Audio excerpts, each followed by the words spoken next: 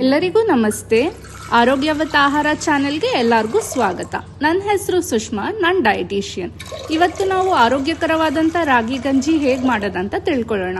ಮೊದಲನೇದಾಗಿ ನಾನಿಲ್ಲಿ ಒಂದು ಮಣ್ಣಿನ ಪಾತ್ರೆಗೆ 2 ಲೋಟದಷ್ಟು ನೀರು ಹಾಕೊಳ್ತಾ ಇದ್ದೀನಿ. ನಂತರ ಈ ನೀರನ್ನ ಬಿಸಿ ಮಾಡ್ಕೊಳ್ಳೋಣ.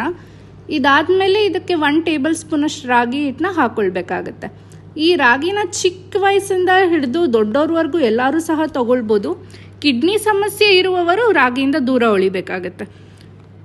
ಇಲ್ಲಿ ನಾನು ಮತ್ತೊಂದು ಪಾತ್ರೆಗೆ 1 ಕಪ್ ಅಷ್ಟು ರಾಗಿ ಹಿಟ್ಟು ಹಾಕ್ಕೊಂಡು ಅದಕ್ಕೆ 1 ಲೀಟರ್ ಅಷ್ಟು ನೀರು ಸೇರಿಸ್ಕೊಂಡಿದ್ದೀನಿ. ಇದನ್ನು ಗಂಟುಗಳಿಲ್ಲದೆ ಇರೋ ಥರ ಮಿಕ್ಸ್ ಮಾಡ್ಕೊಳ್ಬೇಕಾಗತ್ತೆ.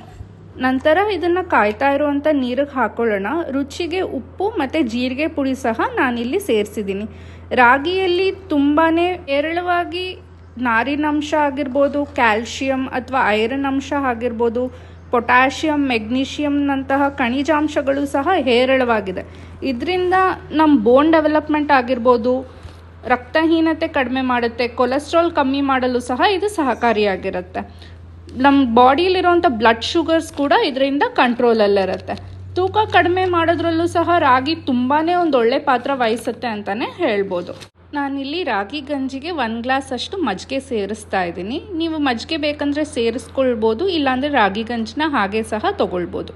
ರಾಗಿ ಗಂಜಿ ಈ ಬಿಸಿಲುಗಾಲದಲ್ಲಂತೂ ತುಂಬಾ ಒಳ್ಳೆ ಡ್ರಿಂಕ್. ಯಾಕೆ ಅಂದರೆ ರಾಗಿಯಲ್ಲಿ ಕೂಲಿಂಗ್ ಪ್ರಾಪರ್ಟೀಸ್ ಇದೆ. ಸೊ ಅದರಿಂದಾಗಿ ನಾವು ಪ್ರತಿನಿತ್ಯ ರಾಗಿ ಗಂಜಿ ಸೇವಿಸೋದ್ರಿಂದ ನಮ್ಮ ಆರೋಗ್ಯ ಚೆನ್ನಾಗಿರುತ್ತೆ. ರಾಗಿಯಲ್ಲಿ ಟ್ರಿಪ್ಟೋಫ್ಯಾನ್ ಅನ್ನೋ ಒಂದು ಅಮೈನೋ ಆ್ಯಸಿಡ್ ಅಂಶ ಕೂಡ ಇದ್ದು ಇದು ಅವಾಗವಾಗ ಹಸಿವಾಗದಂತೆ ತಡೆಯುತ್ತೆ. ಪ್ಲಸ್ ನಿದ್ರಾಹೀನತೆ ಅಥವಾ ಇನ್ಸೋಮ್ನಿಯಾ ಯಾರಿಗೆಲ್ಲ ಇರುತ್ತೆ ಅವರು ಈ ರಾಗಿ ಗಂಜಿನ ಪ್ರತಿನಿತ್ಯ ಸೇವಿಸ್ತಾ ಬಂದರೆ ಇನ್ಸೋಮ್ನಿಯಾ ಅಥವಾ ನಿದ್ರಾಹೀನತೆ ಕಡಿಮೆ ಆಗ್ತಾ ಬರುತ್ತೆ. Thank you so much.